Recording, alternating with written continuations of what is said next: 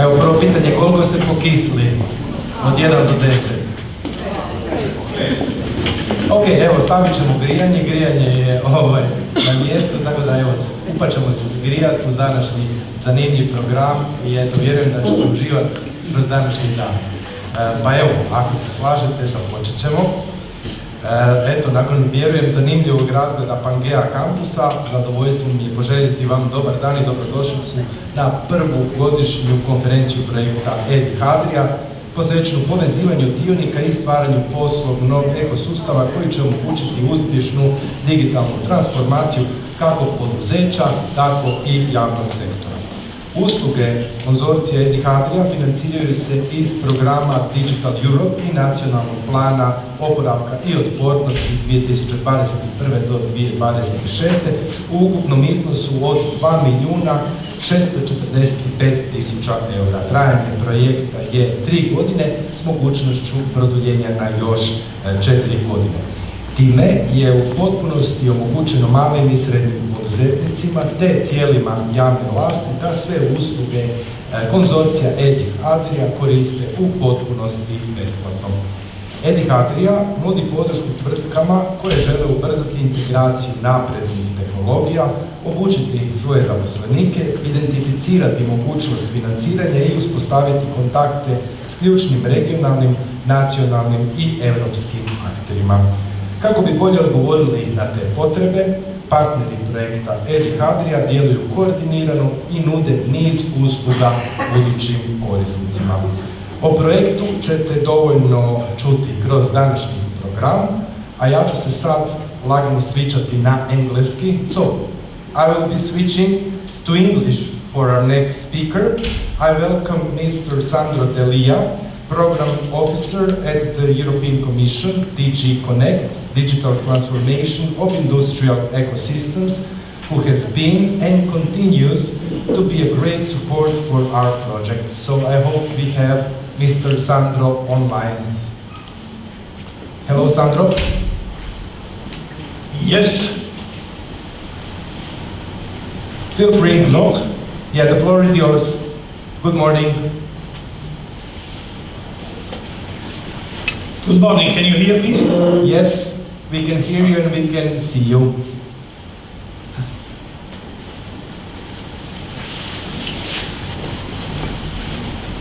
Feel free to continue. Okay, so good morning to everybody. I don't see the audience, I don't know who is there. I'm just here to say hello.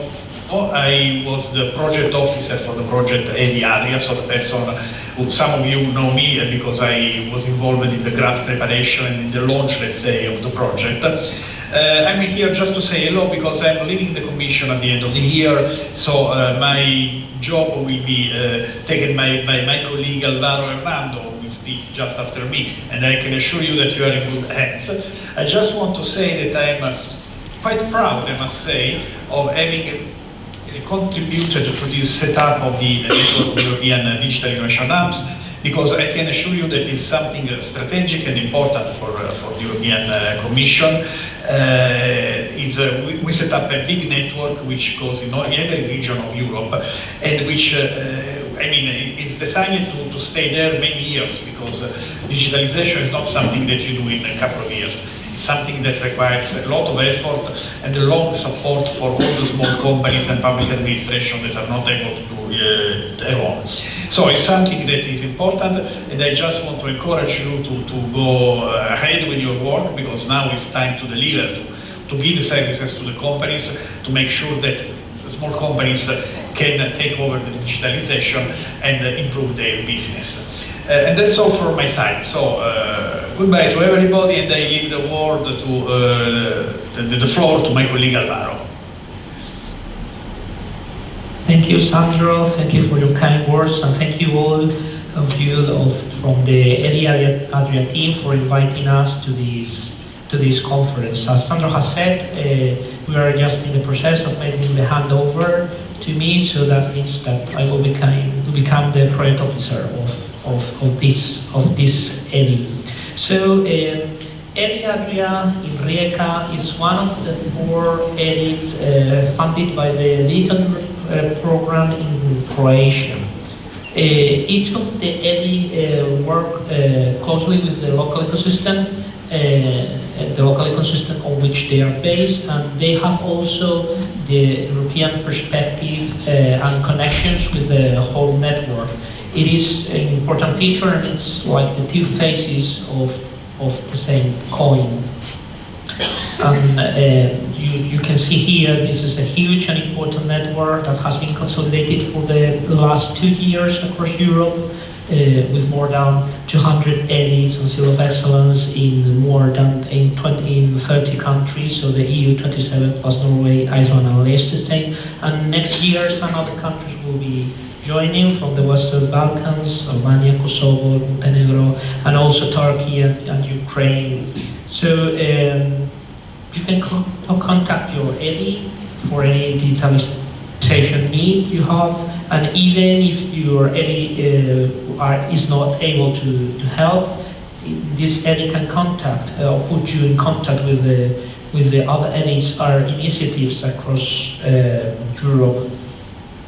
You can take also full advantage of the web page we have of the EDIs, and especially in relation to the EDIT catalog, which is here, and where you can find all EDIT information across the whole network, seeing the technologies, the sectors, the service they provide, making alliance and do cooperation with other EDIs, other companies, international opportunities. So that's all. Thank you for your attention, and I hope this EDI Adria Conference 2023 could be a really fruitful for all the stakeholders today. Thank you. Thank you Alvaro, thank you Sandro for your time, and we are looking forward to next steps with our collaboration. So next I'm again switching to Hrvatski, let's say it like that.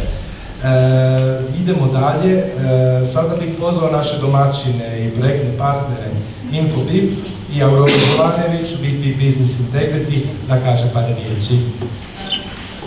Dobar dan svima, veliko nam je zadovoljstvo, dobar dan svima, veliko nam je zadovoljstvo gostiti vas ovdje u Kvantumu i biti domaćin EDI Adria konferencije koja je prva, koliko sam shvatila. I baš nam je drago što ste došli u tolikom broju i što možemo svi zajedno brainstormati, istraživati ideje i kako stvari vama pomoći u digitalizaciji, digitalnoj transformaciji. Sa strane Infobipa, kasnije Saša Stigo, priburit će se Saša Rajić, koji će podijeliti iskustva u smjeru u kojem mi radimo.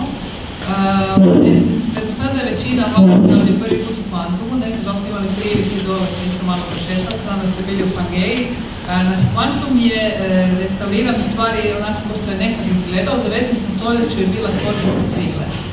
I mi smo pretvorili u stvari bivšu tvornicu svile u edukacijsko-inovacijski centar, znači koji pomaže između ostalog i vama i drugim tvrtkama u digitalizaciji, u digitalnoj transformaciji, znači kako tvrtkama, tako i u biti cijeloj Hrvatskoj.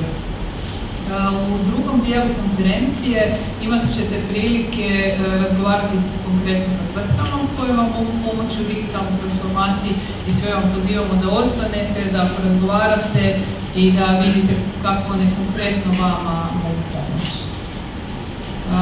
Toliko od mene, želim vam uspješnu konferenciju i tu smo ako bilo što treba.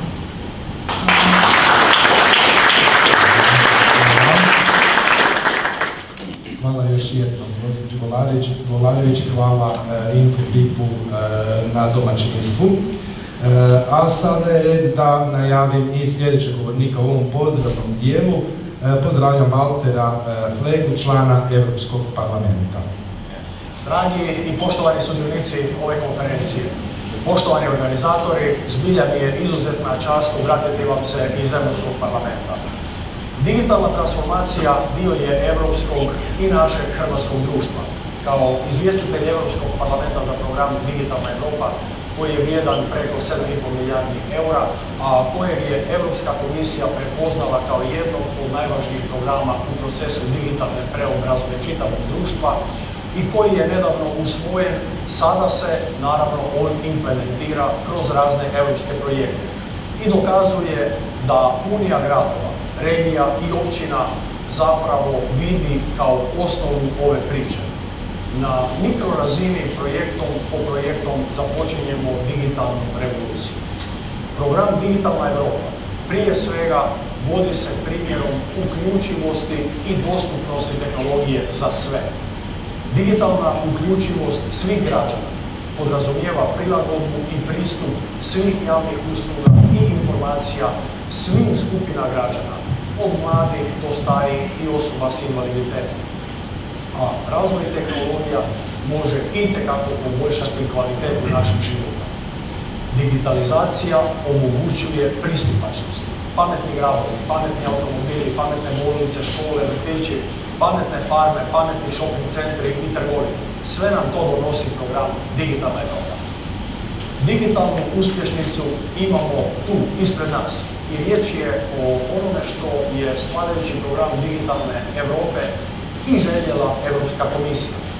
Spoj javnog i privatnog sektora. I projekte koji će spojiti razne sfere društva i ubrzati digitalnu tranziciju, koja je tradicionalno mogla biti spora. Tu je i EDIR Adria. Riječ je o iznimnom projektu koji kroz suradnju obrazovnih institucija i privatnih vodećih digitalnih kompanija pomaže poduzećima u procesu ubrzanog prelaska na moderne tehnologije poslovanja, novih opcija financiranja, kao i uspostavljanje veza s ključnim regionalnim, nacionalnim i europskim akterima. To je oblik sudjelovanja koji može biti odličan primjer kako spojiti sve sfere društva i ubrzati digitalnu transformaciju. I siguran sam da će tako i biti. Stoga sam izrazito sretan da sam vam se mogao danas ovdje iz Brisela i obratiti. Veliko hvala organizatorima na pozivu, a svima vama želim uspješnu konferenciju, izmjenu znanja i nove tehnološke zaključke. Sretno vam i uspješno! Hvala gospodinu Flegi. Gospodin Flego je malo pojasnio više informacija oko programa Digitalna Europa, a važno je istaknuti kako je projekt EDIR Adria dijelom financiran i kroz nacionalni plan oporavka i otpornosti. Nažalost, zbog drugih obaveza nisu nam se mogli pridružiti predstavnici Ministarstva gospodarstva i održivog razvoja, no zamolili su nas da vas u njihovo ime pozdravimo i naglasimo da je digitalna transformacija gospodarskog, ali i javnog sektora vrlo bitna kako danas, tako i u budućnosti. Svojim projektom EDIR Adria će svakako pridonijeti digitalnoj transformaciji, omogućiti lakši prijelaz poduzetnicima u digitalno doba, te im unaprijediti poslovanje i konkurentnost na tržištu. Ministarstvo od početka aktivno podržava aktivnosti svih hrvatskih EDIH-ova, pa tako i EDIR Adria. S obzirom na ulogu ovog projekta za gospodarstvo, Ministarstvo gospodarstva i održivog razvoja daje podršku projektu u daljnjem radu. Snaga ovog projekta velikim dijelom leži u partnerima koji ga provode. Konzorcij EDIR Adria sastoji se od dvije znanstvene istraživačke institucije, to su Sveučilište u Rijeci i Sveučilište u Puli, tvrtki koje su globalni tehnološki lideri u svojim područjima, to su Ericsson, Nikola Tesla i Infobip, institucije za podršku poslovanju našeg znanstveno-tehnološkog parka Sveučilišta u Rijeci STEPRIA i tehnološko-inovacijskog klastera SMART3, odnosno Nacionalnog centra kompetencija za pametne gradove. Sveučilište u Rijeci ujedno je i koordinator projekta, te te mi je drago da mogu pozdraviti gospodina Sašu Zeleniku, voditelja projekta Edihadrija, da vas pozdravi i službeno otvori konferenciju u ime danas, nažalost, odsutne rektorice sveučilišta u Rijeci, Snježane Prijić-Samardžije. Saša.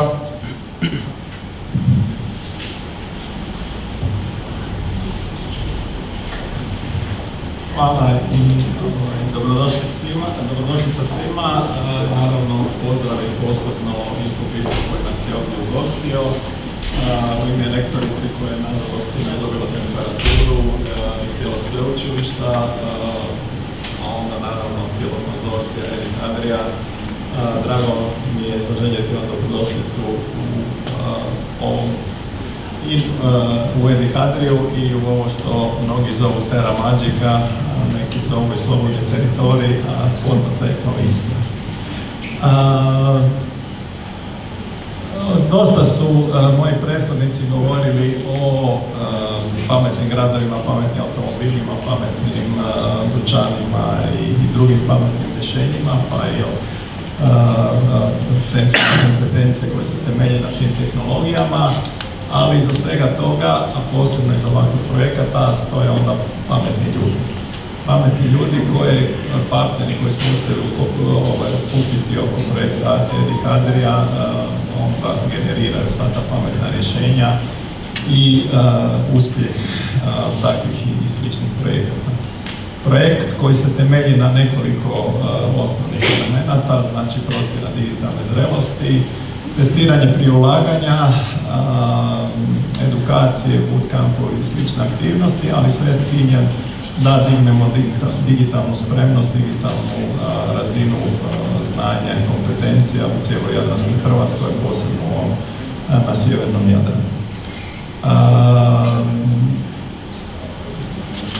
Core team koji to sve koordinira i omogućava i kojem bi ovom prilikom posebno zahvalio su posebno direktor projekta Damir Medved, koji će danas više uloga imati priliku postati, koji će nam puno više reći o tome sa svoje dvije najbolje suradnice, Tamarom i Tanjom, kojima se onda posebno ovim putem zahvaljujem. Imamo sreću da imamo i vrlo dobru suradnju sa drugim edihovima ili edisima, kako se to reklo u Hrvatskoj, i da se jako dobro s njima koordiniramo, pa mi je drago da njihovi predstavniki mogu ovdje pozdraviti, jer, kako smo čuli od kolega iz Europske komisije, tvorimo zajedničku mrežu svih europskih edihova, ali kažem, ta naša nacionalna komponenta je ključna da bismo u koordinaciji s njim, da bismo postigli cilje. Uz to ključna je i puno širi spektar partnera koji imamo u projektu, a koji nisu u užem smislu članovi konzorcija, tako da je i svim predstavnicima ovdje drugih gospodarskih subjekata ili dionika iz lokalne i područne samouprave i svim drugima zahvaljujem, jer samo zajednički možemo graditi te takozvane regionalne inovacijske ekosustave koji onda na sprezi akademske zajednice, gospodarstva, lokalne zajednice i građana generiraju razvoj inovacija. Razvoj inovacija u kojem još uvijek poprilično zaostajemo, pa čak i za prosjecima Europske unije, tako da nam predstoji velika zadaća koju ovaj projekt pomaže postići, ali kažem, uspjet ćemo u tome samo ako se koordiniramo, ako budemo zajednički na tome radili i ako postignemo tu sinergiju tih dionika četverostruke ili peterostruke zavodnice ili uzmojnice koje to dokazano uspješnim državama s kojima bismo se volili postići. Dobrodošlica je još jednom svima i hvala vam na dolasku i na suradnji sa Edihadrijom.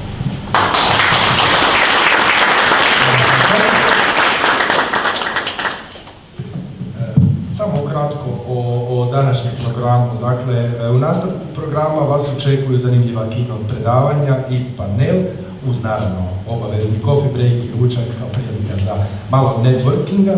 Nakon ručka ćete imati priliku razgovarati s našim predstavnicima na infoputovima koje možete već vidjeti u dvorani, dakle moje lijevo, vaše desno, dakle tu ćete se vratiti nakon ručka. I molim vas naravno da se tijekom dana upišete na ploče za teme koje vas zanimaju kako bi rezervirali vaš time slot. Isto tako, istovremeno možete s nama komunicirati i kroz WhatsApp grupu konferencije i postavljati pitanja. Naravno, mi svi iz organizacije smo ovdje ukoliko bude kakvih pitanja i nejasnoća. Za prvi današnji keynote predajem vas u sigurne ruke Damira Medveda, direktora Edih Adria projekta, koji će vam pobliže predstaviti naše usluge i sve ono što Edih Adria može ponuditi. Istražit ćemo Edih Adria projekt, razumjeti tko su ključni akteri, što oni nude, za koga su namijenjeni, te kako se usluge i procesi odvijaju u sklopu ovog projekta. Damire?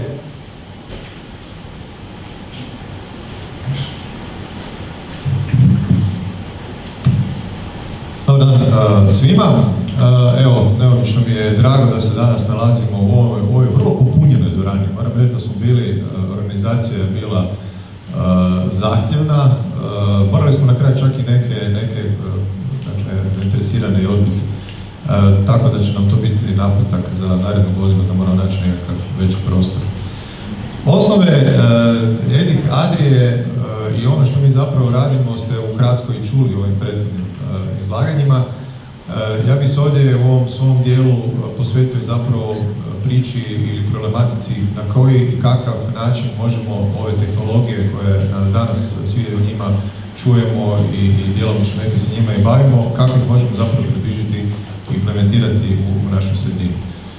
Kako je već ranije bilo rečeno, nije važna ili dakle nije ključ samo imati velike organizacije koje su ovdje navedene, koje ste već čuli, nego i ljudi, eksperte koje smo posebno odabrali, ja bih rekao, za ovu priliku, i to su zapravo ljudi od prvih mesa koji dolaze u vaš prostor, sjedaju sa vama, razgovaraju sa vama, i to bih rekao kao prvu točku koju treba možda zapamtiti, a to je da mi gajimo taj direktan kontakt. Dolazimo, sjedimo, slušamo vas i onda pronalazimo nekako optimalno rješenje. Sad ono što je problem, ovo je jedan slajd kojim ja vrlo često počinjem svoje priče i prezentacije. Dakle, mi se trenutno nalazimo u nevjerojatnoj turbulentnom trenutku vremena. Ratovi i sve ostalo što se događa, ali u ovom našem dijelu tehnološkom je nevjerojatna eksplozija i revolucija koja se sada događa, a to je primjena umjetne inteligencije koja je na neki način točno prije godinu dana otvorena sa pojavom ChatGPT-a koji je tada izašao na jedno svjetlo dana. I ne znam da li znate, ali od trenutka kad se ChatGPT pojavio, u ovom trenutku imate preko 1600 aplikacija i proizvoda koje su bazirane na tim tehnologijama, koje sada već ostvaraju zapravo i nevjerojatne rezultate u poboljšanju efikasnosti funkcioniranja brojnih organizacija po svijetu. I to na način da čak je sada pojavljuje se i zabrinutost. Da li to sad znači da nekakva radna mjesta će nestati, da će nam nešto, da će nas AI izgurati i tako dalje. Ja bih odmah ovdje rekao da nema straha. Dakle, povijest pokazuje da na bilo koje izgubljeno pod navodnicima radno mjesto se otvara nekoliko novih. I danas ćete upravo imati priliku da malo detaljnije razmislite što disrupcija i što ta promjena znači u vašem slučaju, u vašoj organizaciji i na koji način mi možemo pomoći. Dakle, jedno od ključnih pitanja koje bih htjeli danas odgovoriti, i tu vam stojimo na raspolaganju, je da li te napredne tehnologije poput umjetne inteligencije, računarstva, velikih performansi i slično, da li su one zbilja dostupne malim i srednjim organizacijama. Što mi trebamo napraviti da bi se to masovnije počelo koristiti? Vidjeli ste na početku da ima 151 EDIH u području cijele Europe. Osim tog teritorijalnog konteksta postoji i ovaj tehnološki. Znači, postoji određeni stupanj specijalizacije, pa tako i EDIH-a koji su u Hrvatskoj. Mi smo dakle specijalizirani za ova područja kao vidite na ekranu. Dakle, zdravlje, kvaliteta života, transport, mobilnost i energija i održivi razvoj. Ovi drugi EDIS-i u Hrvatskoj, koji su također prisutni, možete i s njima malo razgovarati, se bave nekim drugim dimenzijama, recimo u Novskoj se bave gamingom, u Zagrebu institutu se bave medicinskom opravom, medicinom, a Edi koji vodi FAIR se bavi robotikom, dronovima i sl. Dakle, vidite već iz ovoga da postoji širok spektar tema i znanja koje želimo pokriti. No da se vratimo nazad, što je ono što je Edi Hadrija specifičnost i na čemu vrlo intenzivno radimo u zadnje vrijeme, a to je kontekst da je umjetna inteligencija i superračunala su možda za većinu korisnika teško dostupni ili komplicirani. Ono što je zanimljivo, možda manje umjetne inteligencije u zadnje vrijeme s obzirom na razvoj ChatGPT-a i raznih kopilota asistenata, ali HPC ostaje kao jedna tema složena. Kako uopće koristi superračunalo? Ono na čemu intenzivno radimo je da upravo u narednom razdoblju, dakle početkom sljedeće godine, u suradnji, dakle partneri, uspostavimo čitavu seriju mikroservisa, odnosno određenih servisa koji će se vrtiti na superračunalu, a koji će vama biti relativno jednostavno za pristup. To je ujedno radimo i zajedno koordiniramo se sa drugim medisima i smatram da je to jedna od onih usluga u narednom razdoblju koji će omogućiti da to računarstvo velike performansi koje je često vrlo loše iskorišteno u Hrvatskoj. Dakle, mi imamo taj jedan problem da obično kupimo opremu, a onda nismo u stanju dovoljno brzo tu opremu iskoristiti ili nismo uopće u stanju iskoristiti opremu. Ovdje pokušavamo malo tu paradigmu okrenuti. Dakle, partneri sa projekta u suradnji sa vodećim organizacijama upravo ćemo pokušati aktivirati tu sjajnu infrastrukturu koju imamo. Nešto više o tim servisima čućete kasnije. Dakle, kad govorimo o nekim od servisa, krenuo bi zapravo možda odmah na jedan primjer, to je pitanje na koji način procesi simuliranja, planiranja, korištenja, promišljanja, korištenja prostora mogu biti optimizirani. Kad govorimo o korištenju prostora, to može biti nekakav urbanistički pogled, ali može biti i prometni, energetski i tako dalje. Danas postoji čitava serija servisa, od kojih će neki, kako rekao, uskoro biti dostupni, koji omogućavaju da na vašem prostoru, dakle uzmemo jedan primjer, jedan mali arhitektonski ured napravi projekt jedne zgrade i onda uz pomoć ovog servisa ispita na koji način ta zgrada utječe na okolni prostor. Dakle, da li će možda nekakvim redizajnom zgrade će se ostvariti neki bolji parametri stanovanja ili slično.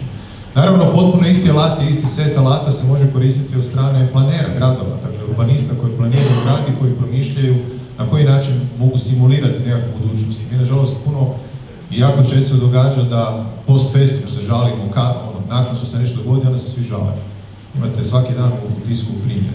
Dakle, ono što mi želimo postići kroz ovu seriju alata je postići da planeri, pa i sami građani, dakle građanska participacija je vrlo važna, mogu recimo i unaprijed vidjeti nešto što se često događa na nekom prostoru. Važno je napomenuti da ovi alati su nekad bili dostupni isključivo bogatim sredinama. Znači nekakvi Bostoni, Dubaji i slična mjesta, ono što mi radimo da približimo korištenje tih alata i običnim ljudima.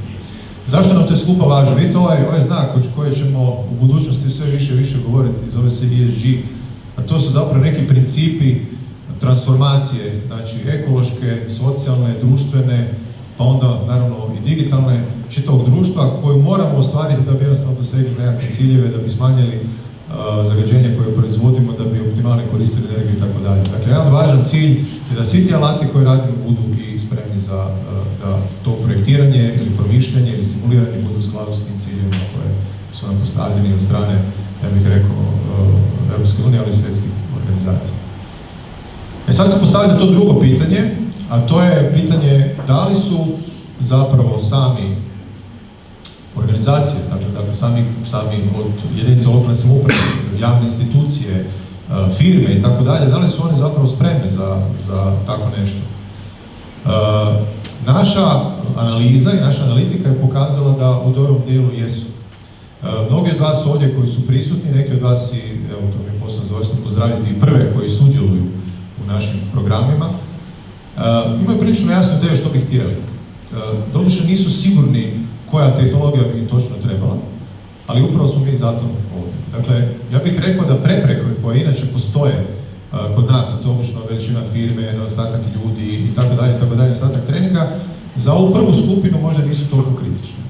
Znači, drugim riječima, postoji razumijevanje. Ono na čemu ćemo mi intenzivno raditi i na tome dakle, ja bih rekao, većina koncentracija će biti u narednom razdoblju je kreiranje dodatnih prilika za edukaciju kroz brojne edukacijske programe koje planiramo. To su sve programe koji su povezani s ovim temama o kojima sam rekao.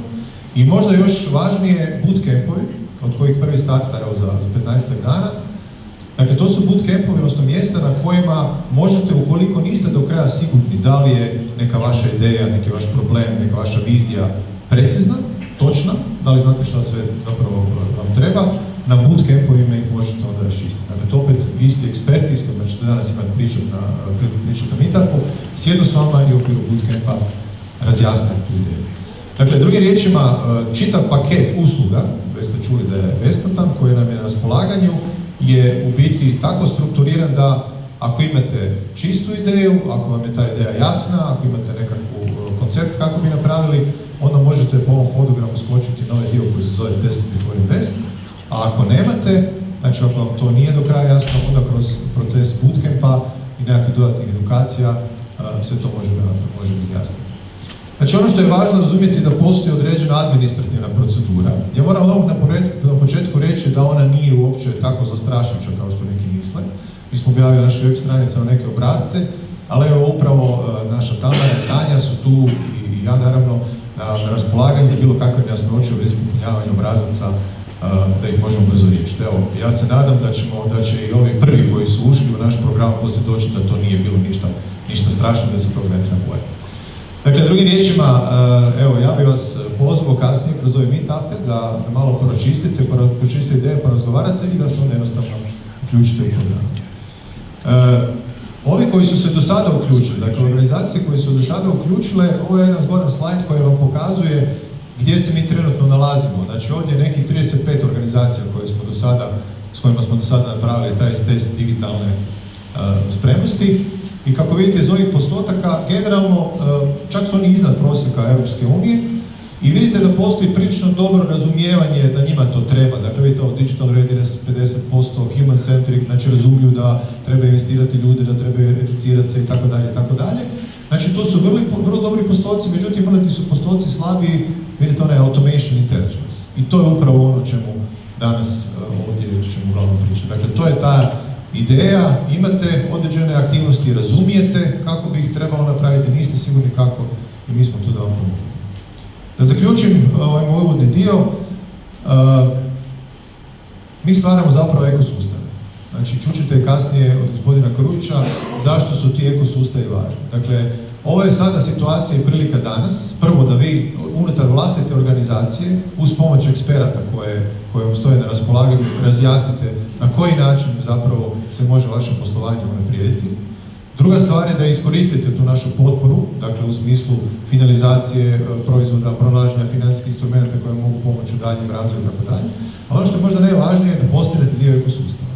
Mi već danas je izvrsna prilika da ovdje imate 20 vas 100 i 10 i 15, to je 30-40 organizacija koje imaju jedinstvenu priliku da međusobno razgovaraju i da se dogovaraju. Što da se dogovaraju? Pa da se dogovaraju o suradnji. Čućete u predavanju iza mene kakve prilike sve stoje ispred nas i ovo je sad zapravo jedinstvena situacija da stvorimo ekosustav. Mi mislimo da svatko onaj ko se uključi u program Edihadrije ostaje trajno sa nama.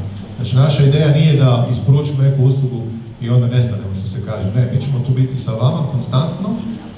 I kako ćemo biti, čućete i kasnije u predavanju o našoj matchmaking platformi i ostalim projektima koje radimo da bi vas uvijek držali zapravo vrlo dobro informirane o svim prilikama koje se pojavljaju zapravo na tržištu u smislu dobivanja novih sredstava, ali u smislu nekakvih prilika za daljnji razvoj. Eto, ja bih s ovim zaključio unutar danog i vremena, ovo je početak, mi smo svi na raspolaganju,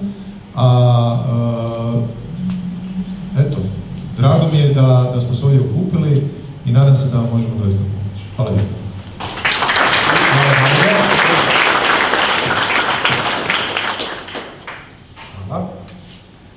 U sljedećem predavanju fokusirat ćemo se na prilike koje donose regionalni lanci vrijednosti i proces industrijske tranzicije koji će biti financiran kroz integrirani teritorijalni program, odnosno ITP.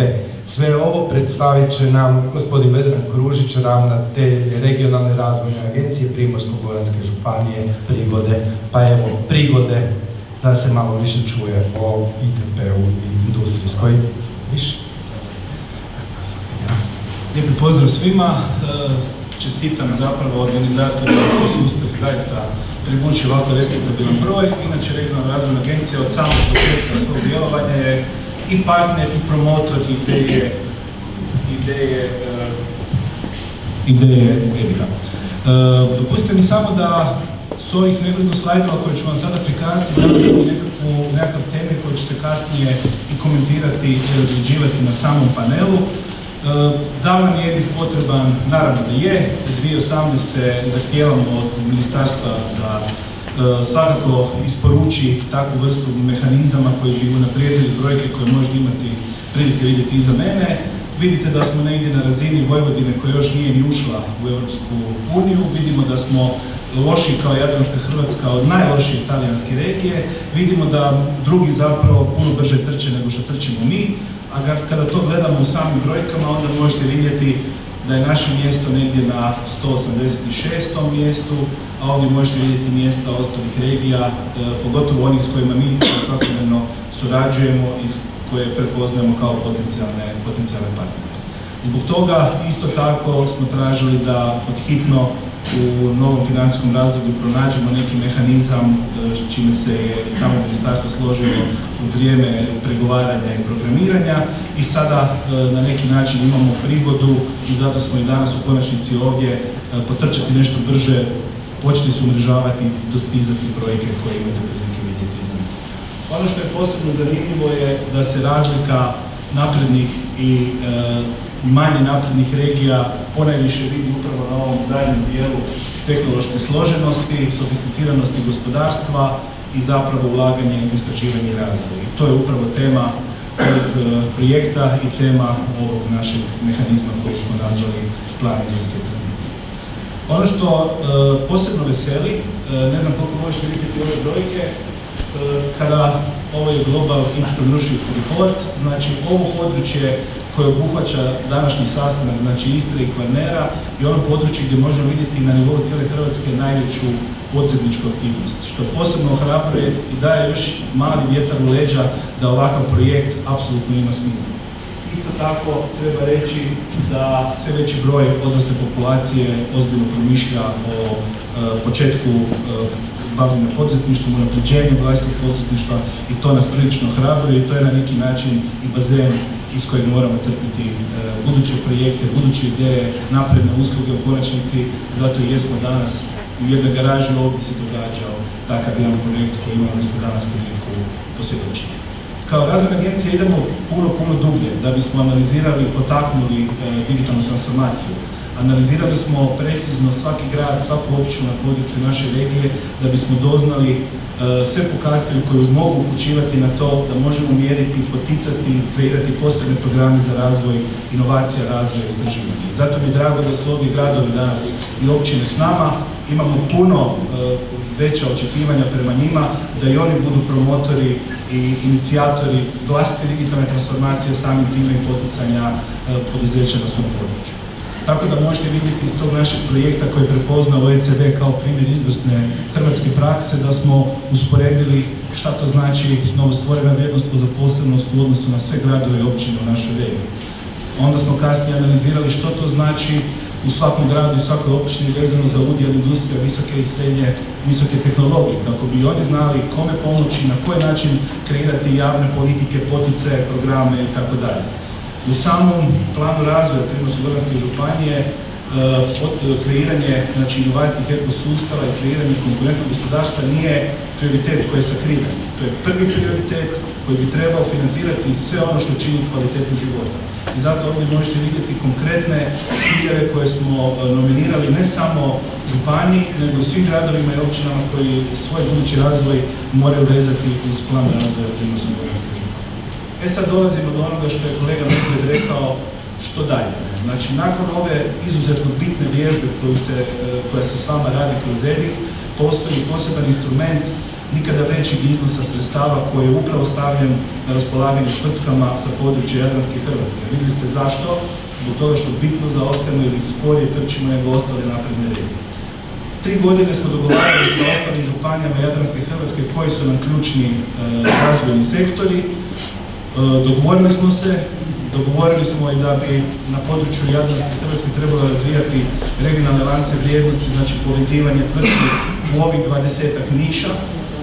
sve te niše karakteristične su za naša područja i gotovo, ja ću reći, 95% obuhvaćaju sve ono čime se vi koji danas sjedite ovdje bavite. Znači imamo sve preduvjete da možemo i uspješno financirati projekte koje ćemo kroz EDIC razvijati. Ovdje možete vidjeti i ključne razvojne izazove koji su nam njihovim definiranjem pomogli da kvalitetnije osiguramo i sredstva, ali i definiramo cjelokupni okvir praćenja industrijske tranzicije ovog našeg područja. Ne moramo prolaziti svako od njih, ali pretpostavka je da zastarjela tehnologija, nedovoljno brzi procesi, nedovoljno razrađene kompetencije i vještine, ekosustav poduzetništva koji traži dodatnu potporu, dodatnu digitalnu transformaciju su samo neki od izazova koji stoje pred nama. 140 milijuna eura stoji na raspolaganju tvrtkama sa područja Jadranske Hrvatske, ali postoji jedan mali catch, a to je da ih možemo doseći samo isključivo stvaranjem konzorcija, kroz umrežavanje, podršku, zajedničko razvijanje proizvoda, suradnju sa istraživačkim i znanstvenim institucijama i zapravo smo, evo, ja ću reći, u nekakvoj zori objavljivanja ovih natječaja i zato je i tajming ovog današnjeg događaja izuzetno važan, jer u sljedeća 2-3 mjeseca ti konzorciji na neki način moraju biti uspostavljeni, a ovdje za mene možete vidjeti postoje određena pravila igre koje bi trebalo ispoštovati i zato smo i moje kolegice danas iz Razvojne agencije i ja ovdje da vam pomognemo dati neke informacije vezano uz to. Isto tako od nas se traži da rezultat cijelog ovog koncepta industrijske tranzicije bude stvaranje nekih novih inovacijskih centara, inovacijskih klastera, tako da plan industrijske tranzicije obuhvaća i podršku inovacijskim klasterima, a evo u zadnjih nekoliko godina samo na području naše regije osnovali smo ih, čini mi se, 3. Isto tako, posebno će se financirati ulaganje u pametne vještine vaših zaposlenika, tako da i tu treba ozbiljno razmisliti, napraviti možda neki katalog unutar naših poduzetničkih potpornih institucija, koje vještine i gdje je najbolje steći, gdje se prijaviti, za koje vještine tražiti određene vaučere i mislim da vam i tu može suradnja sa projektom EDIC-om itekako pomoći. Kao što ovdje možete vidjeti, sve ovo što sam rekao kada kvantificiramo, ovo je po meni daleko najveći izvor financiranja koje će naše tvrtke imati, a možda ikada od članica Europske unije. Posebno me veseli što već sada ovdje možete vidjeti imamo i veliki broj prijavljenih tvrtki unutar tog procesa, tako da sve one institucije, tvrtke i gradove koje još nisu, pozivam da se prijave. Na ovom slajdu možete vidjeti da samo iz Primorsko-goranske županije imamo 287 već sada prijavljenih zainteresiranih subjekata, iz Istarske županije čini mi se 81, znači više od 360-370 projekata koji čekaju na financiranje. Još uvijek se na web stranici možete prijaviti, javni poziv je otvoren, trebate samo pronaći sektor i tržište, i nišu, proizvodnu nišu na koju odgovara vaš interes. Nakon toga nam slijedi dodatno povezivanje, ministarstvo povezivanje u urbanim područjima naziva stvaranje tehnopolisa, jedne platforme suradnje unutar istih sektora i unutar suradnje različitih sektora, a u ruralnim područjima planiramo i na tome intenzivno radimo, primjerice već sada u Gorskom kotaru na stvaranju tzv. Ruralnih poslovnih centara koji su specijalizirani nešto više na ona pitanja koja muče ruralna područja, a hvala Bogu imamo i kako zabrinjavajuće trendove na ruralnim područjima i čini nam se da bi ovo moglo biti početak rješavanja i depopulacije i poticanja ljudi da ostaju na tim područjima. Najavljena je prva faza plana industrijske tranzicije, nedavno je zaključena javna rasprava, 100 milijuna eura ide za sve 3 regije koje su u ovom procesu, za našu Jadransku Hrvatsku ići će nekih 35 milijuna eura. Ja vas pozivam da i ovo današnje umrežavanje bude nekakav početak pripreme za ovaj izvor financiranja. Ono što je isto tako potrebno reći, naša kao razvojne agencije da definiramo i društvene izazove, znači gradovi i općine moći će sudjelovati isto tako u planu industrijske tranzicije na način da se na njihovim područjima kroz implementaciju neke usluge koja će biti razvijena u određenom konzorciju i testiraju određena rješenja, tako da itekako ima razloga zainteresirati načelnike i gradonačelnike da na neki način nominiraju i prihvate mogućnost što je i ozbiljna potreba zapravo da i javni sektor pokaže malo više interesa za implementaciju inovacija, možda je ovo upravo prilika da nam se to i dogodi.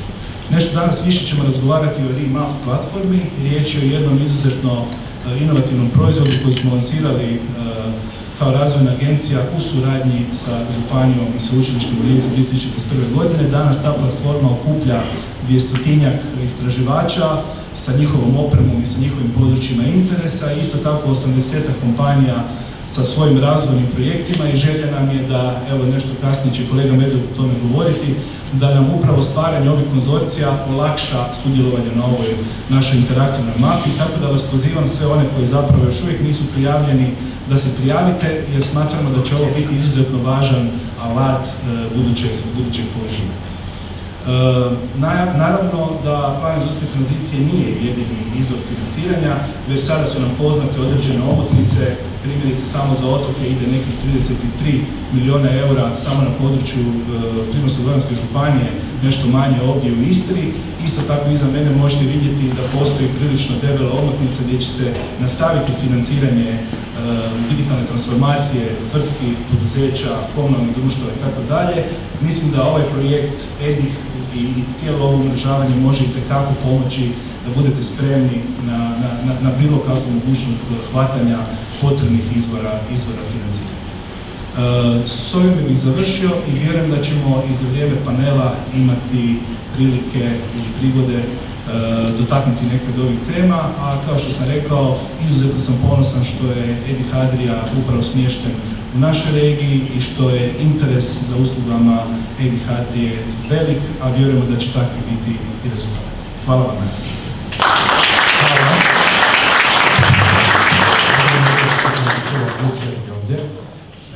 Hvala na spomenu debeli kuverti, svima nam se to sviđa. Ja bih sam pozvao Sašu, uručio mu mikrofon. Izvoliš, Saša. Evo, pa ja imam zadovoljstvo. Jedna od stvari koje smo ugradili u projekt EDIH Adria je i godišnja nagrada onima koji na neki način najviše iskaču u korištenju usluga i u promociji projekta, u razvoju projekta i sl. Prva naša godišnja konferencija, pa onda ćemo proglasiti prvog dobitnika te nagrade, a to je ovaj gospodin koji to do sada nije znao. Dakle, dozvolite mi onda samo pripremili smo, znači, prigodni govor, ravnatelj prigode. Dakle, Vedran već dugi niz godina aktivno surađuje sa sveučilištem u Rijeci na brojnim inicijativama za poboljšanje poduzetničke infrastrukture i stimulacije razvoja cijele županije. Teško je uopće nabrojati sva stručna tijela te projekte i aktivnosti kroz koje se ta suradnja razvijala, no uvijek je u pozadini bila ideja da se maknemo kao društvo od nogostupa razvoja cjevovoda i slično i da se primaknemo stvarno razvojnim projektima, pa između ostalog onda i digitalnoj transformaciji, posebno javne uprave, ali naravno i poduzeća šire zajednice. Zajednički razvoj i suradnja na projektima poput Remapa, vidjeli ste ga, Remap je stvarno na europskoj razini prepoznan kao primjer dobre prakse. Vrlo brzo će se koristiti u svim JUFE sveučilištima, znači diljem Europe, od Finske do Cipra. Koristit će se kao matchmaking platforma za sva sveučilišta jugoistočne Europe, znači 31 sveučilište koje je okupljeno u Rektorskom forumu će to koristiti, tako da stvarno je prepoznato kao nešto izvanredno. Ali nije samo to, razvoj koncepta regionalnih digitalnih blizanaca na kojem je prigoda zajednički rade, sustav praćenja razvoja županije temeljen na analitici velikih skupova podataka, upravo umjetna inteligencija, rada na talent centrima, suradnje s najrazvijenijim regijama u Austriji, Italiji i sl. Predstavljali su i predstavljaju snažno ishodište za EDIH. Napredak Primorsko-goranske županije, Istre i Jadranske Hrvatske neće biti moguć bez snažnih iskoraka i transformacije svih dionika, a mogućnost koju pruža EDIH Adria te stručna potpora razvojnih agencija poput Prigode izvrsna su primjer sinergije koje su na tom području potrebne. Sinergije i povezivanje su prvi korak prema kreiranju inovativnih projekata za koje postoji izdašni izvori financiranja. Vidjeli smo i kažem, vidjeli ste da smo stvarno sve dionike koji su i ovdje prisutni, od sveučilišta preko razvojnih agencija do naravno gospodarskih subjekata uspjeli predvidjeti kao partnere u projektima industrijske tranzicije. Dakle, za koje postoji izdašni izvori financiranja u narednom razdoblju, a gospodin Kružić je prigoda kao regionalni koordinator će, vjerujemo, poticati da se čim veći dio tih sredstava usmjeri upravo prema primjeni naprednih tehnologija u našim poduzećima i zajednicama, u čemu ima i našu, naravno, punu potporu. Dosadašnje aktivnosti gospodina Kružića i njegova iskrena potpora projektu Edi Hadrija svakako ga kvalificiraju za dodjelu godišnje nagrade, pa i uz toga, a onda naravno i nagrada je tehnološki, odnosno dobijena iz digitalnog modela putem 3D tiska. Evo, sam zadovoljstvo.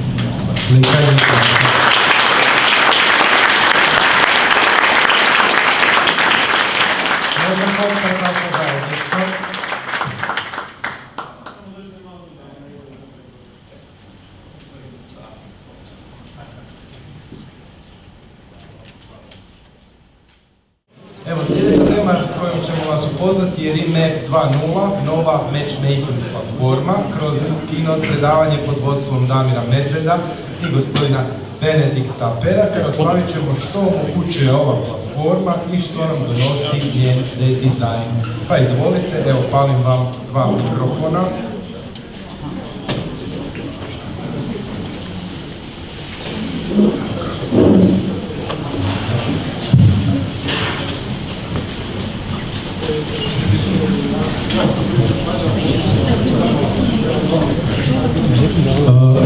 Evo dobro, čuli ste u ovom prvom dijelu prezentacija i predavanja da je jedan od važnih alata koje ćemo koristiti u narednom, baš neugodno ovo.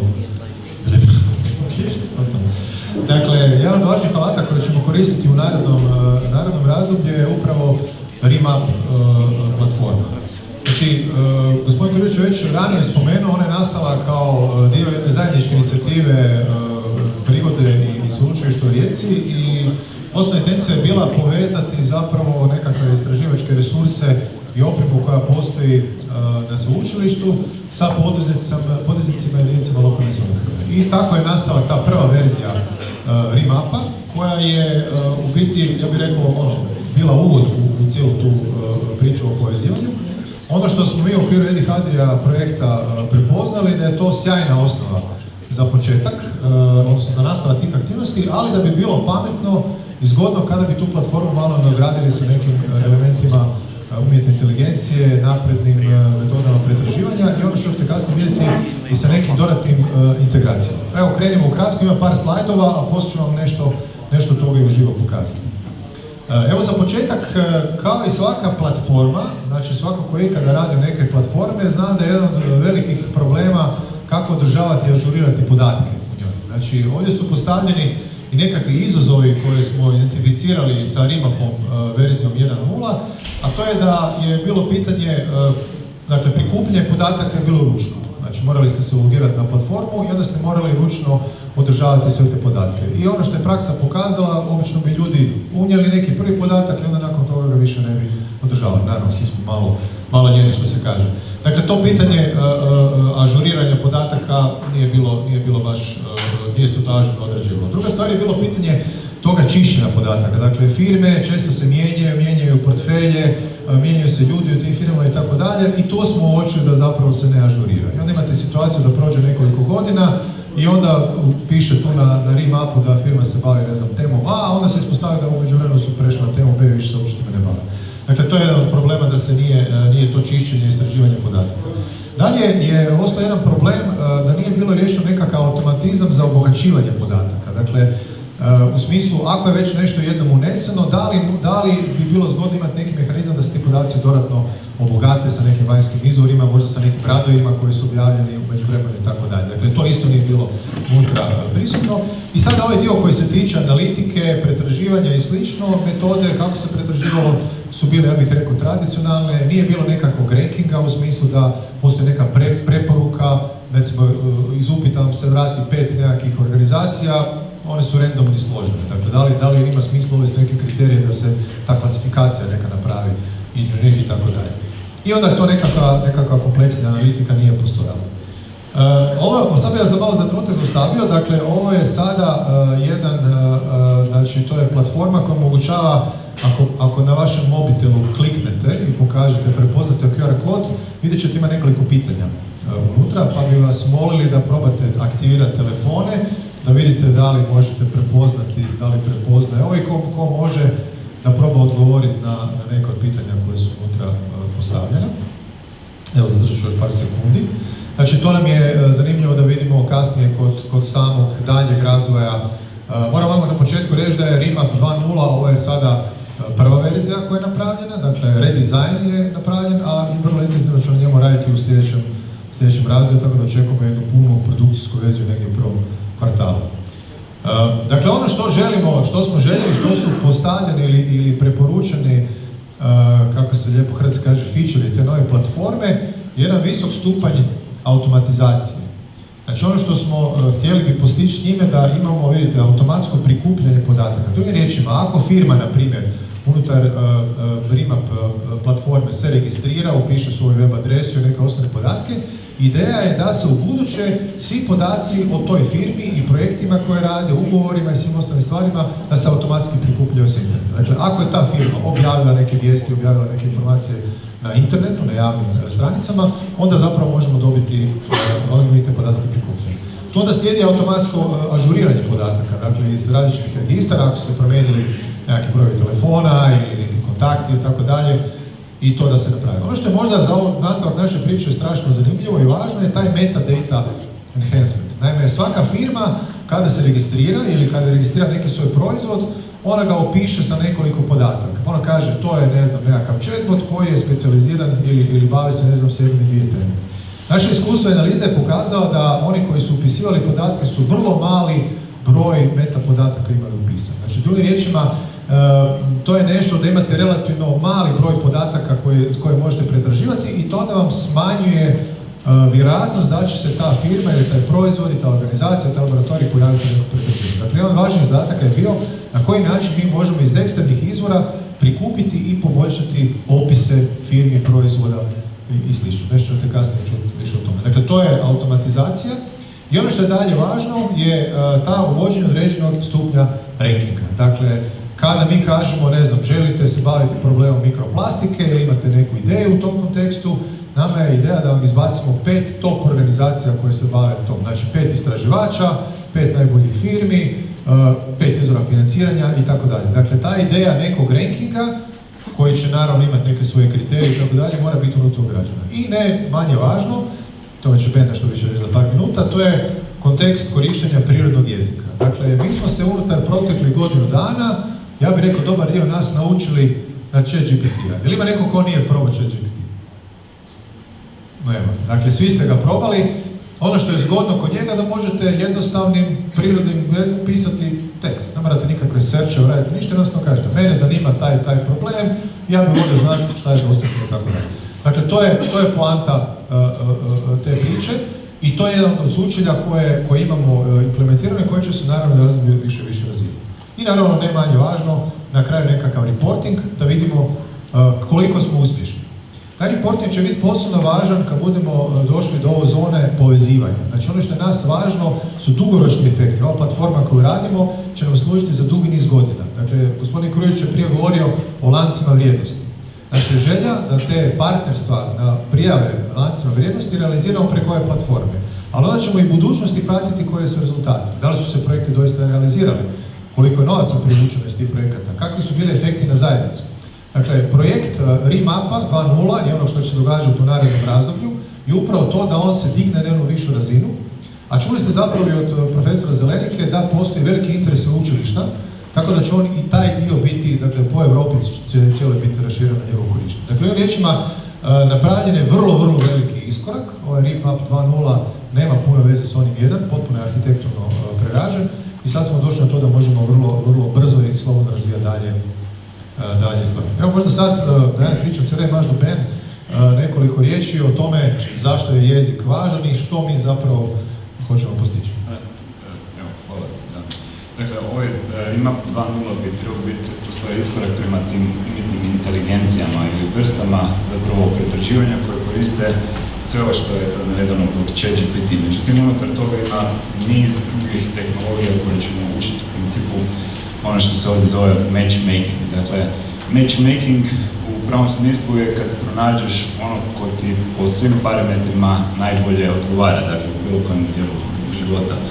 U kontekstu ovog što je RIP-Map nudi je zapravo mogućnost industrijskih partnera po različitim parametrima, kategorijama, da li je to neki financijski sektor, da li je nekakva proizvodnja, šta god da je. Dakle, sam Damir rekao kako te ključne riječi zapravo koje su ukucane neki put ne odgovaraju ili se ključna riječ po znakovima razlikuje od onog što bi zapravo trebao biti nekakav match samo u jednom slovu i onda nema matchmakinga na temelju ovih tehnologija što su bili prije. Ovo je primjer zapravo kako ta nova vrsta umjetne inteligencije koja ne gleda više znakove, nego pretvara sve pojmove u nekakav semantički prostor. I u principu ono što su te umjetne inteligencije ili umjetna inteligencija dobra je da pronalazi ono što je najbliže. I u tom smislu zapravo nije bitno kojim čak i jeziku kažete, dakle da li je to engleski, da li je to talijanski, da li je neki od vaših partnera u Mađarskoj, dakle potencijalno bi se taj pojam pretvorio u semantički prostor i okolo njega pretraživao zapravo onaj pojam koji je najsličniji. U tom smislu zapravo nema više tih mismatchova na temelju glupih, dakle ovih karakter pretraživanja, već je zapravo tu omogućeno da na temelju konceptualne sličnosti da pronađete dakle, svoj nekakav match, čak i ako ne postoji nešto što je točno tako definirano. U tom smislu dakle, je bitna ta poveznica između dakle, industrijskih partnera, ono što oni imaju u svojim bazama podataka kao neku vrstu, dakle kad sve dokumente pretvorimo u taj semantički prostor, da je on što bolji, što bliži onome što se možda može pronaći na temelju onih provajdera informacija znanja, a to su zapravo u ovom slučaju dakle, znanstvene institucije i istraživači koji se bave dotičnim temama. U tom smislu smo zamislili dakle, da radimo upravo taj harvesting, odnosno podatke da povežemo sa postojećim bazama. Zašto? S druge strane da mi znanstvenici koji već punimo baze znanja, punimo svoje kroz BI, kroz nešto već, kroz heuristik, šta već je, koji ide na druge neke baze znanja, ne koristimo da bi u stvari proizveli te semantičke prostore koji onda postaju vidljivi u tom tražilici, matchmaking sustavu, gdje kad vi kažete treba mi neko ko se bavi automatizacijom prepoznavanja slike, da ne dođete, na primjer, na Marina Jošićevu koja je sad tu, dakle, ili nekakav drugi problem, da nađete specifično 5 najboljih znanstvenika koji se bave i objavljuju u tom području, dakle, recentno se bave s time. Dakle, to bi bilo ono što želimo postići. Naravno, tu imamo niz problema koji su vezani sad uz GDPR ili nekakve stvari, zato je ova anketa koja je išla prema vama, samo 25 može odjednom, jer se ispričavam ako neko nije uspio priključiti, ali možete tijekom konferencije se priključiti na to i ono što želimo ispitati koliko ste vi kao poduzeća spremni dati podatke, koliko vi ste svjesni da bi zapravo pruženjem tih podataka olakšali, dakle da mi pronađemo vama najbolji matchmaking i tako dalje. Dakle, u tom smislu anketa je jednim dijelom i framing da postanete svjesni tih bitnih sastojaka ovog sustava. I treća je zapravo komponenta, to ću malo više nam govoriti, dakle sve ono što državna, dakle sustav, fondovi mogu pružiti, dakle i onda da to, taj matchmaking postane, dakle ne samo znanstveno koristan ili industrijski koristan, već i da pruži mogućnost informacije gdje se to može ostvariti u financijskom. Evo, hvala. Znači, samo da dobijete još neke par slajdova sa backgroundom. Dakle, ono što je napravljeno je ta integracija sa jednom platformom koja se zove OpenAir. To je znači jedna europska platforma, rezultat jednog europskog projekta u kojem se nalazi nekoliko stotina tisuća znanstvenika iz čitavog područja Europe, milijuni objavljenih radova i to omogućava nam da ovo pretraživanje tog znanstvenog prostora bude doista efikasno napravljeno. Ono što je nedostaje, i to je recimo jedna velika tema i dio razvoja koji će imati, vama nedostaje informacije iz gospodarskog dijela. Dakle, ovako koherentno složene informacije nemate iz gospodarskog dijela, dakle čak i neke razvijene ekonomije. Neki dan sam bio na jednom skupu hrvatsko-španjolskih poduzetnika i upravo sa Španjolcima razgovarao, čak ni oni nemaju to složeno na onaj način kako bi zapravo trebalo. Dakle, to otvara se jedan veliki prostor. Nećemo ulaziti u detalje, pokazat ću vam sad uživo, ali ovo vam je nekakva slika otprilike kako to izgleda. Dakle, postoje neke eksterne konekcije na vanjske izvore informacija. Nama je ideja zapravo da se što više napravi kroz ta sučelja, znači da se spojimo na što veći broj vanjskih izvora informacija. Postoji komponenta koja prikuplja i gleda koje su razlike unutar tih informacija koje su prikupljene. Postoji dole na dnu nekakva naša baza, dakle to je RIMAP sada 2.0 koji je potpuno osvježen i napravljen i ono što je možda važno, on je sada napravljen da bude neograničeno skalabilan. Dakle, upravo zbog ovih zahtjeva da će puno sveučilišta koristiti, arhitekturalno je potpuno prerađen, tako da može biti neograničeno praktično skalabilan. I sad na to dolazi ovaj dio lijepi, a to je to proizvodnja nekakvih large language modela, odnosno velikih jezičnih modela koji su lokalizirani, koji su trenirani sa lokalnim podacima, sa podacima prikupljenima sa weba, sa podacima koje dobivamo iz dokumenta. Dakle, na početku sam rekao da je ideja da zapravo male firme ne gnjave. Znači, mi vas nećemo pitati dajte nam ukucavajte, mi ćemo reći dajte nam prospekt. Ako nam pošaljete prospekt, mi ga možemo ugraditi u platformu i sve što je pisalo u tom prospektu će postati, dakle biti će moguće pretraživati. Drugim riječima, ideja je bila imati što minimum ili ono zero effort nekakav u update-u i ostalom. Prijavite se na platformu, dostavite neke dokumente, oni ulaze u repozitorij, izbilda se model na osnovu toga i onda dobivate podatke. Pretraživanje će može biti direktno ili pomoću ovoga chatbota koji ću sad za par minuta pokazati ono što smo rekli jednostavnim jezikom. Ovo je sada prva verzija platforme, dakle 2.0, ona točka 0, znači nulta verzija, pripremamo verziju 2.1. Ono što ovdje vidite na ekranu je pokazano kako će se stvari odvijati u narednom razdoblju. Dakle, ono što smo sada napravili je uvedena, znači potpuno je napravljena refactoring aplikacija, dakle ona je sada skalabilna, uvedena je više jezičnost, dakle moguće N jezika unutra dodati, dakle bilo automatsko prevođenje ili ako neko želi može i ručno dakle, upisivati.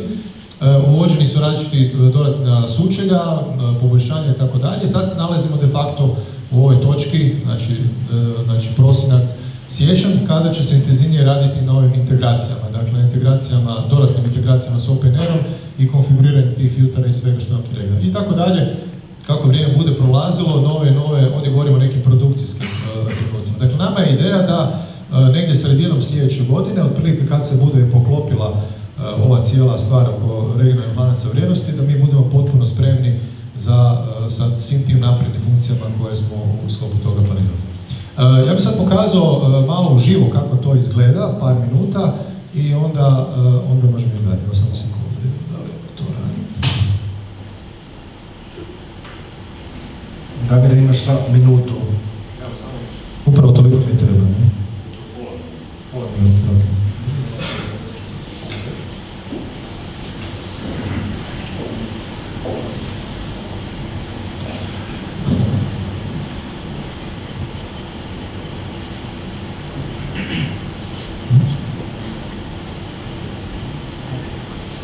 ok.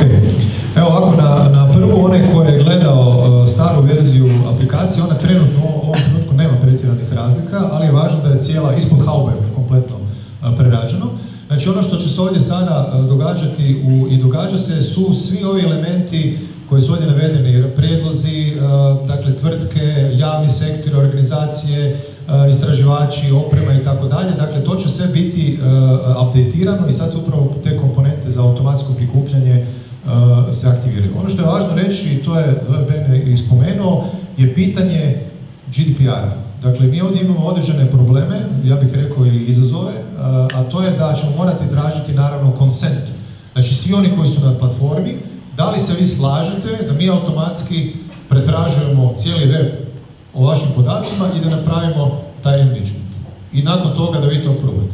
Dakle, to je jedna stvar koju moramo svakako napraviti. Dakle, mi želimo, i to je dio ovog našeg projekta, da kompletno to prikupljanje, primjena umjetne inteligencije, sve ono što se radi, da bude zapravo bazirano na određenim, ja bih rekao, etičkim principima i da svakoga pitamo za to što je važno. Evo, ovdje došli smo do kraja, ali ja bih vas ovo pozvao, dakle zove se remap.uniri.hr. Ovdje se možete prijaviti, dakle možete se registrirati na platformu i onda kad ste u pojedinom dijelu te platforme možete imati razne vrste pretraživanja. Ovdje trenutno imate pretraživanja po ključnim riječima, dakle evo to je primjeri su firmi, ovo što sam malo prije govorio, sad ću otvoriti potpuno randomno jednu firmu, ne znam uopće tko je to. Znači vidite šta se ovdje dogodilo, što mi želimo promijeniti.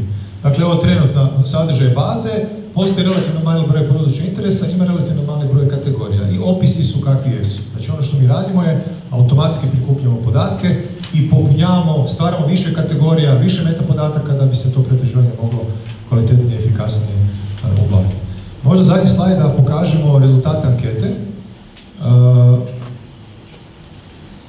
Chatbot koji je spojen sa AI-em, sa Remapom, možete vidjeti na web stranicama Edi Hadrije. Mislim da to bila druga. Ona je drugi tamo.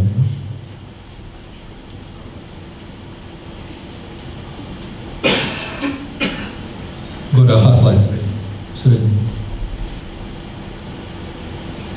Ok. Ništa, dakle, područje vašeg poslovanja najviše zanima matchmaking, kaže tehnologija 44%, usluge 29%, očekivano. Dakle, financije, naravno, to su delikatni podaci, pa sad ovo dalje, očito je, mislim, da, to ćemo proći, ja bih rekao, tijekom ovog meetupa. Da, meetupa. Ništa, vrati nas do rezultata zaključimo. Dakle, evo, ovo je zbilja zanimljivo da je, i to je po nekako skladu s očekivanjama, većina je zapravo zanimljiva za neke tehnološke inovacije i tehnološke improvementa njihovih, odnosno vaših proizvoda, za što stojimo u cijelosti na raspolaganju. Ok, evo ja bih s time zaključio. Pozivam vas, sustav je aktivan, prijavite se na platformu. Čim se prijavite na platformu, vidjet ćete sve nove funkcionalnosti, sad će dosta, ja bih rekao, redovito dolaziti i jako bi voljeli da dobijamo i povrat. Dakle, koje su vaše želje, što ste možda uočili kao nekakav problem, da li je to kako smo mi zamislili upotrebljivo i tako da se nadamo da ćemo imati na živu komunikaciju. Evo toliko od nas. Hvala.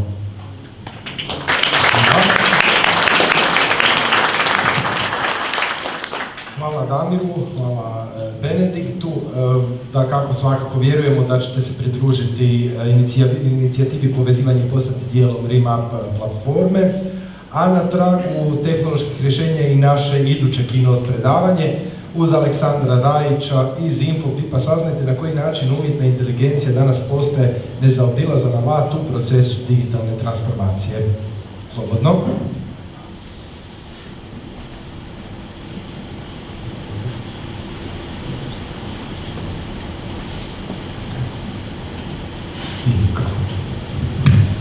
Dobar dan svima. Evo, ja vas isto pozdravljam iz ime Infobipa i drago mi je da vam priliku vam se vratiti.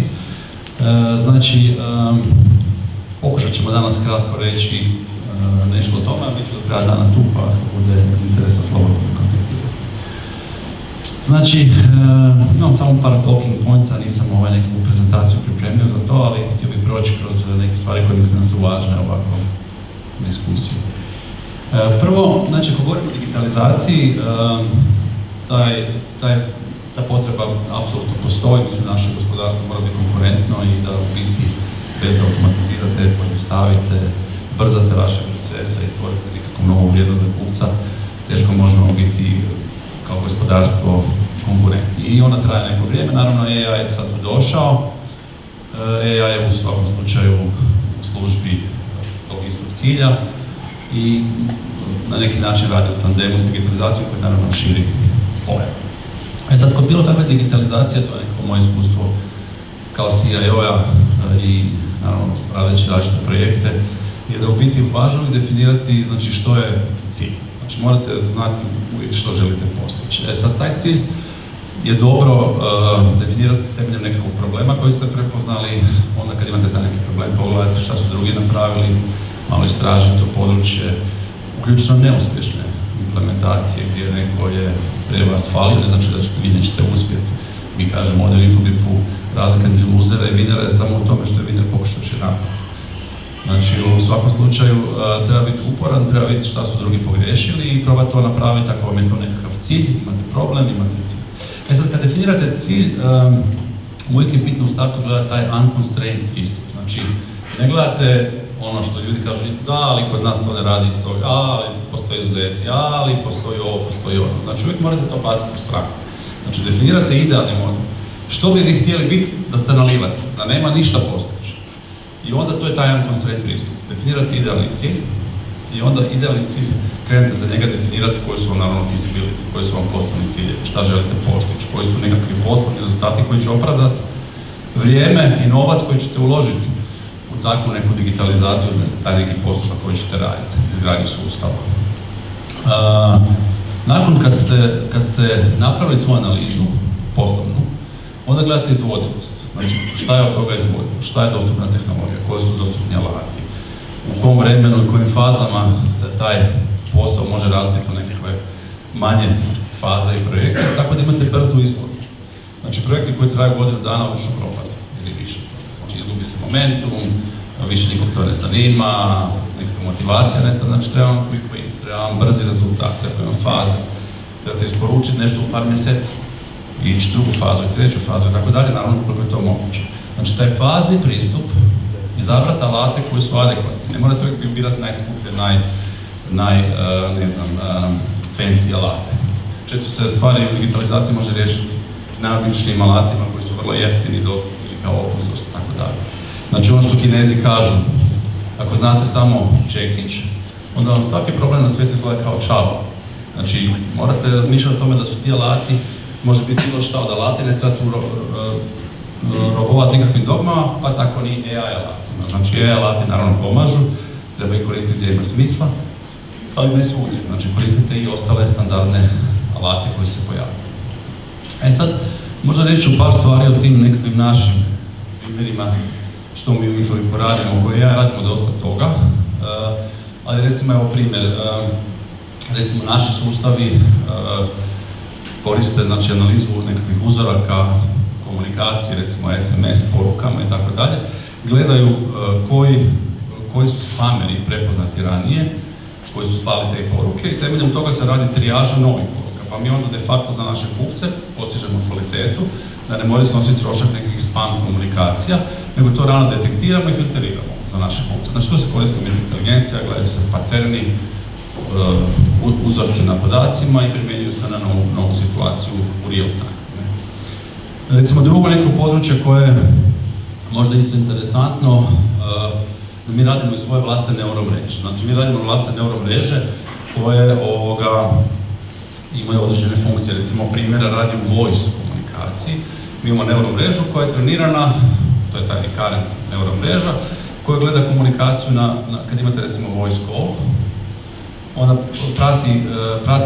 prati povijest te komunikacije i gleda da li dolazi neki background noise. Tipa prođe vlak, ili pas zalaje, imate pasa sa sobom na kolu, jeste doma, recimo remote, pas počne lajat, mi ga u 200 milisekundi izbacimo. Znači pas nastaje lajat, ali baš niko ne čuje u komunikaciji da je pas tamo. Znači to su neuromreže koje recimo izbacuju background noise.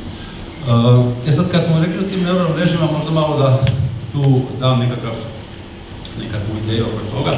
Znači neuromreže u biti su zapravo doprinijela ovome svemu skupa što imamo sad revoluciju u AI-u. AI traje već 70 godina, u biti ideje nisu nešto, ima i novih ideja, ali ideja same umjetne inteligencije je relativno stara. No, činjenica dostupnost digitalnih podataka i nekakav proces power stvorio uvjete da se te neuronne mreže mogu nahraniti. Znači da se mogu prvo napraviti, dovoljno kompleksne, stimulirajući ljudski mozak. Znači taj ljudski mozak zapravo bilioni neurona, dobro povezani i u toj arhitekturi neurona mi zapravo pametimo kao ljudi, učimo, rezoniramo i tako dalje. Sad slična logika je primijenjena u neuromrežama, znači napravljene su kompleksne arhitekture mreža, dobro povezane i onda neuromrežu trenirati treba da dovodite nekako znanje u tu neuromrežu i neuromreža pri tome podešava svoje nekakve parametre koje najčešće zovemo weights i biases i onda mreža zapravo na taj način uči. Sad, ono što je neko dobro zaključio i što su naravno large language modeli pokazali se kao super stvar, da zapravo dođenjem hrpe znanja iz dostupne digitalne strukture, vi možete zapravo natrenirati mrežu da zna na svim jezicima sve ono što mi znamo kao ljudi što smo proizvodili u nekom digitalnom obliku i stavili na hranili tu mrežu. Sad, taj proces učenja je skup. Znači, proces učenja mreže je jako skup. U biti, vi danas na nekakav neuromrežu koja je large language model, znači ima puno biliona parametara, to su ti weights neuronima, ajmo reći. Znači, ako ta mreža ima, ne znam, 7, 13, više biliona parametara, na taj način ona pamti, vi morate zapravo jako puno imati procesnu moć da to istrenirate. Znači, da dovedete sve podatke koje čovječanstvo zna, provučete kroz mrežu, mreža se istrenira, podesite se u weights, bias, parametre i na taj način to znanje memorira. Sad, naravno, za recimo trenirati nekakav LLM model treba vam par tisuća GPU-ova, što su užasno skupi procesori, čak i da to rentate i trenirate LLM model minimalno 3-4 tjedna, koliko vam treba da napravite LLM model, to vas košta 10 plus milijuna eura. Znači, svako danas može napraviti LLM, nije uopće problem. Meta i ostali vendori koji su open source su objavili kako se to radi, sve je poznato, znači možete copy-paste napraviti svoj LLM sutra. Ali naravno ako imate 10 milijuna viška, vidite da to sad ima osobitog smisla zbog onog što ćemo reći kasnije. Sad, te neuromreže, znači, mi gradimo i sami, naravno u određenoj domeni koji nemaju toliko parametara, koje se mogu trenirati sa puno manje novaca, domenski u specifičnom području znanja. LLM ima široko znanje cijelog svijeta, znači sve živo zna. Sad, LLM, ono što je LLM postigao i to ono što smo mi sad ove godine dosta isto zajašili na taj val, dobra stvar što su ti large language modeli zapravo donijeli jednu bitnu stvar novu, a to je da su hakirali operacijski sustav ljudi, a to je jezik. Znači, ljudi komuniciraju jezikom i na neki način se tako razumiju, na taj način nastala civilizacija, na taj način smo i mi kao društva ili društvo, pogledamo u pluralu, u biti smo razmisliti da do današnjih razina imamo avione, pomornice, što sve nemamo, projektore i svašta nešto. Sve je to rezultat nekakve komunikacije među ljudima, organizacije, da se tim znanjem upravlja, da se tehnološki razvija. Sad, to je znači veliki doprinos LLM-a i sad ono što mi isto radimo u Infobipu, recimo mi radimo znači te chatbotove koji koriste te large language modele da se stvori humanoidni efekt u komunikaciji naravno sa kupcem, da oni može nečim što ga razumije i naravno LLM modeli se koriste i za kreaciju, summarization, imate multimodalnost, sada radite i videe i slike i tako dalje, znači zavisi od use case-a šta radite, morate izabrati šta vam treba. Funkcionalnost svašta ima stvarno puno dobrih funkcionalnosti danas na tržištu. Sad problem kod tih velikih large language modela je u tome što recimo ako vi njih fine-tunirate, recimo primjer radi imate svoje privatno znanje kompanijsko u vašoj kompaniji, koje su vaši nekakvi fajlovi koje ne želite staviti na nekakav ChatGPT koji je public domain, da vam to linka i da vas na neki način ekspoza, nego želite graditi svoj nekakav privatni AI chatbot, onda naravno možete na dva načina to napraviti. Možete fine-tunat Big LLM koji ima bilijone parametra, što je opet jako skupo, i fine-tuning LLM-a danas se radi ručno. Znači morate najmiti student servis koji će vam ići redom, kada odgovori, reći točno odgovor je ovaj, za moji podaci, za moju firmu su ovi, znači neko to mora čukat, verificirat i da LLM u fine-tuning procesu uz opet dosta GPU-a to ne uči. Znači to u pravilu je moguće, mi to radimo, ali najčešće se radimo na način da radimo augmentaciju LLM. Znači LLM ima svog poznato znanje koje vas zanima. I sad vi uvijek možete znači svog customer space-a, svog biznisa, uzeti dio podataka i temeljem pitanja koje krajnji korisnik pita, naći sa nekim semantičkim kognitivnom srčom taj dio informacije iz vašeg svijeta, vaše privatne informacije, augmentate to u prompt. Prompt šaljate LLM-u, LLM ima sve jezike svijeta, znači na kojem jeziku već hoćete odgovori, uzme u obzir vaš augmentirani sadržaj i na siguran način, u tom private cloudu, imate odgovor krajnjem korisniku za vašu specifičnu materiju koja onda nije ekspozorna, koja je zaštićena, secure i tako dalje. Tako i mi isto radimo, to se zove RAG, taj mehanizam zapravo augmentacije sadržaja globalnog LLM-a i radimo dosta tih radijskih botova svugdje po svijetu. U Hrvatskoj tu znate i za Lako, i za Podravku, ako kuhate, imate onaj master, super šef sa zdravim namirnicama, pa se poigrajte, vidite kako to radi. Znači naši botovi su multimodalni, jednako tako imamo multi-karakter botove koji se adjustaju prema intentu, sentimentu korisnika. Znači ako je korisnik recimo tužan, mi smo isto tužni. Ako je on veso i zezal se, mi smo isto zezamo. Ako priča ozbiljne stvari kao prijeva štete, mi smo isto jako ozbiljni, čovjek prijavlja štetu, udario je auto, znači ono biti prilično ozbiljni. Koristimo botove nekim specijaliziranim stvarima. Evo sad smo napravili jedan proof of concept sa našim partnerom STEMI.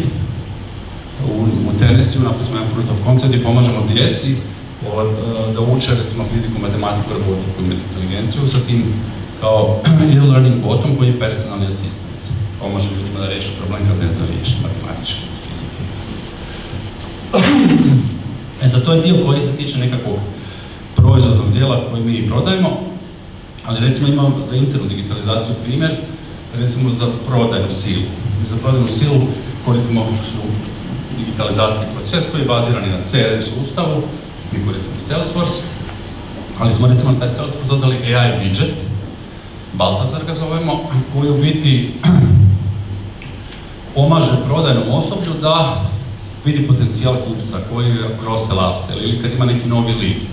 Znači ovaj prodajni predstavnik samo ukuca web adresu, mi skrepamo web adresu tog potencijalnog leada, usporedimo s našim postojećim use case-ovima koje imamo, vidimo šta bi on mogao kupiti, koji su mu problemi i temeljem nekakvog našeg znanja prodaj dajemo takozvani AI insight. Znači AI insight da zna kako taj kupac izgleda potencijalni, odnosno na naše postojeće kupce, šta postojeći su kupili, šta bi on mogao kupiti, šta u toj regiji imamo, nemamo i tako dalje. Refreshamo podatke sa searchom preko source-ova različitih, da imamo up-to-date informaciju i onda zapravo predlažemo našem modernom osoblju da ćeš kontaktirati CEO-a, šefa marketinga, šefa IT-a, te firme i tako dalje. I sa temeljem koga je on odabrao, onda mijenjamo stil pisanja. Znači stil pisanja može biti više tehnički, više za marketinšku osobu ili više generalni i tako dalje. Znači generira se automatski taj e-mail. I tu postoje neke druge funkcionalnosti, usporedba, scoring, koji su isto AI metode, ali u svakom slučaju bitno da smo vrijeme koje je trebalo našem sales čovjeku 7 dana, u pravilu tjedan dana da istraži lead, a mi sad radimo 10-15 minuta. To je recimo primjer nekakve uštede koju mi kao kompanija konzumiramo, a vjerojatno tako i vi u vašim segmentima trebate gledati što su efekti. Pokušaj minuta. Prošlo je? Aha, dobro, AI trends. Evo sad ću reći samo možda za... Pa samo možda za trendove par stvari. Znači šta se sad događa? Možda jedna dobra stvar, samo da vam to kažem, jer to je dosta velika inspiracija za budućnost. Znači svi znate ili ste čuli za taj igru Go, znači gdje je igra zapravo jako puno kombinatorike i mogućnosti. Ima navodno više atoma u svemiru, znači eksponencijalno biti. I sad još je Google razvio taj njegov AlphaGo, koji je u biti, kako su oni radili? Uzeli su neuromrežu, istrenirali su sa svim igrama koje su igrali ljudi. I AlphaGo je naučio igrati jednako dobro kao ljudi i u većini situacija dobivao, ponekad tu i tamo gubio neku igru. Go. Ali onda su otišli step dalje i rekli su ok, ajmo napraviti 2 kompjutera, 2 neuralne mreže koji igraju jedna protiv druge, koji mogu dnevno igrati milion igara i koji će igrat međusobno na način da u biti nemamo čovjeka. Znači 2 kompjutera igraju jedan protiv druga i onaj ko pobjedi, mi mu dajemo nagradu. Znači njegovi neuroni, njegovi Bayesian bias su dobro podređeni. Ako izgubi, mora razmisliti da malo promijeni neke svoje vecove. Igrate milion igara i tom reward funkcijom dajete nagradu za pobjedu, a znate, matematički znate kada je igra gotova, kada je pobjedio. I na taj način je zapravo samo nekoliko dana AlphaGo nadmašio čovjeka. Znači, išao u segment da ga više niko ne može pobijediti. Znači, ljudski odgoj ne može pobijediti. To znači da smo zapravo stvorili jednu razinu self-learninga gdje su nastali u toj igri kompjutera, znači AI sustava, sintetički podaci koji ne postoje u realnom svijetu. Znači nije čovjek došao i rekao, evo ovako se igra igra. Nego su sami igrači, odnosno AI sustavi, naučili tih sintetičkih podataka kako biti apsolutno nadmoćan. To se danas događa u cijeloj industriji, znači LLM idu u tom smjeru. Dodaju se LLM je glup, vidite, ne?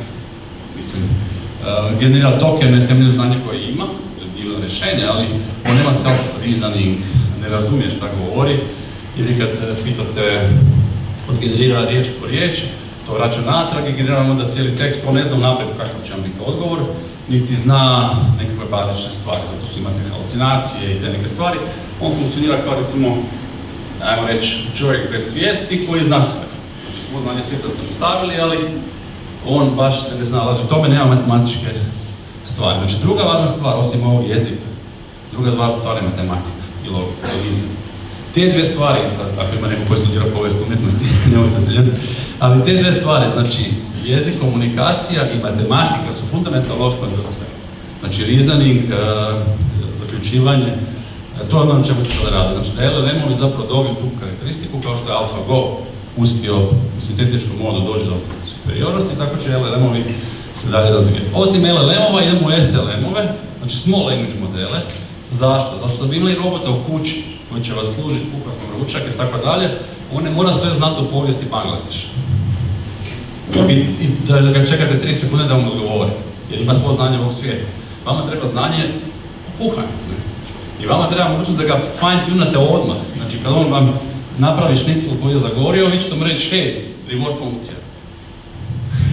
Nije dobro, treba se to drugačije. Ili kada razbije čašu, reći, znači, vaš robot će uz vas učiti. To je taj SLM, znači small language model sa fine-tuningom on the fly. I sa brzinom odgovora u djeliću sekunde, znači vi ga pitate, vam odgovara. Ako baš ga pitate o povijesti Bangladeša, onda će taj SLM potapirati gore veliki LLM, čekat ćete 5 sekundi, dobit ćete povijest Bangladeša. Ali za namjenu domensku koju vam služi, to mu ne treba. Znači to je nekakav smjer stvaranja agenata i SLM-ova u smislu. Evo, možda bi tu, ako imate neko pitanje, sad ne tvjetljamo dalje. To može na panelici. Eto.